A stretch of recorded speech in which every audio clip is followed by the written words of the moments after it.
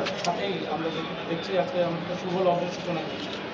আপনারা জানেন যে ওই ডেঙ্গু এবং এই মশাবাহিত যে অন্যান্য যে রোগগুলো আছে এগুলো থেকে পরিষ্কার পরিচ্ছন্ন রাখা এবং এগুলো থেকে পরিত্রাণের উপায় হিসেবে আমরা প্রতি শনিবারে কিন্তু পরিষ্কার পরিচ্ছন্নতা অভিযান করেছি।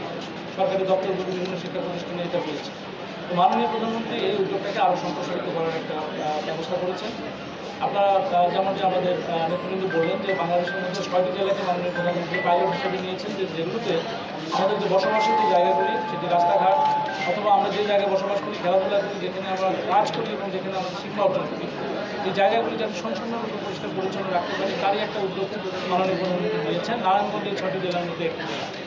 আমাদের যেটা বেশি উদ্দেশ্য বা মাননীয় প্রধানমন্ত্রীর যেটা উদ্দেশ্য সেটা হচ্ছে যে এই পরিষ্কার পরিচ্ছন্নতা আমরা করবো স্বেচ্ছাশ্রমের মাধ্যমে। স্বেচ্ছাশ্রম বা এই লক্ষ্যে তিনি আমাদের বিভিন্ন পর্যায়ে ভলেন্টিয়ার গ্রুপগুলো করেছেন। সেটা হতে পারে স্কুল, হতে পারে আমাদের যুব সমাজ, হতে পারে আমাদের স্বেচ্ছাসেবী যে সংগঠনগুলি আছে, হতে পারে রাজনৈতিক নেতৃবৃন্দ এবং হতে পারে সরকারি কর্মকর্তা থেকে শুরু করে অন্যান্য যারা আছে, সবাইকে নিয়ে ভলেন্টিয়ারিং গ্রুপ করার তিনি গুরুত্ব দিয়েছেন। এবং আমাদের নিজেদের যে ক্যাম্পাসগুলি তার পাশাপাশি আমাদের ব্যবহারিক অন্যান্য জায়গাগুলি যেগুলো আমাদের এক ক্যাচমেন্ট এরিয়া বলি আমরা, এগুলোতেও যদি আমরা পর্যায়ক্রমে পরিষ্কার পরিচ্ছন্নতা অভিযান শুরু করতে পারি তাহলে একসময় আমাদের এটা একটা সুন্দর নগরী এবং বসবাসের উপযুক্ত একটা পরিবেশ হবে। সেই উপলক্ষে আমরা এই কাজগুলো করেছি। আপনারা গতকালও দেখেছেন, গতকালে শনিবারের যে কর্মসূচিটা সেটি আরও বিস্তৃতভাবে হয়েছে, প্রতিটি উপজেলা, প্রতিটি পৌরসভা এবং সিটি কর্পোরেশনে হয়েছে। আজকে যেটা হচ্ছে আমরা যেটা উদ্বোধন করলাম সকল সরকারি দপ্তর এবং সাথে আমাদের মাধ্যমিক এবং প্রাথমিক বিদ্যালয়গুলোতে পরিষ্কার পরিচ্ছন্নতা অভিযান চলবে। আমাদের সদরের উপজেলাতে শুধু কেবলমাত্র আজকে আমাদের 100টির বেশি প্রাথমিক বিদ্যালয়ে ঘোষণাগুলো করছে।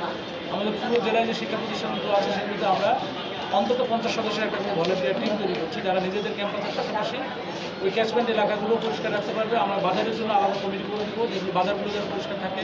ঠিক একইভাবে আমাদের রাস্তাঘাট সকল জায়গাগুলোতে, বাস স্ট্যান্ড থেকে রেল স্টেশন শুরু করে সবগুলো জন্য আমাদের ভিন্ন ভিন্ন যে কমিউনিটি সেগুলো আমরা তৈরি করার চেষ্টা করছি।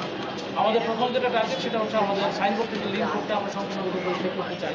এর অংশ হিসেবে আজকে আমাদের আমাদের অফিসের ভিতরটা এবং সামনে আমাদের এই শিবু মার্কেট পর্যন্ত এই জায়গাটিতে আজকে আমাদের পরিষ্কার করে ফেলতে হবে।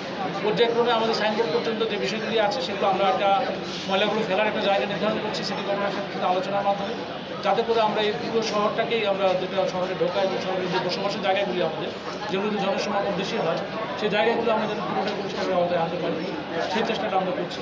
আমাদের বেশ কিছু কার্যক্রম বাস্তবায়ন হবে, আপনারা সাথে থাকবেন আমরা আশা করছি। আমাদের রাজনৈতিক নেতৃবৃন্দ আমাদেরকে অল আউট সাপোর্ট দিয়েছেন, তারা আমাদের সবগুলো আলোচনা থেকে শুরু করে কার্যক্রমের ভিতরে আসেন, ইনশাআল্লাহ ভবিষ্যতে তারা থাকবে। আমরা আপনাদেরকে সাথে নিয়ে একটি পরিচ্ছন্ন নগরী এবং জনগণের জন্য একটা সুন্দর বসবাসযোগ্য একটা নগরী করতে বদ্ধপরিকর।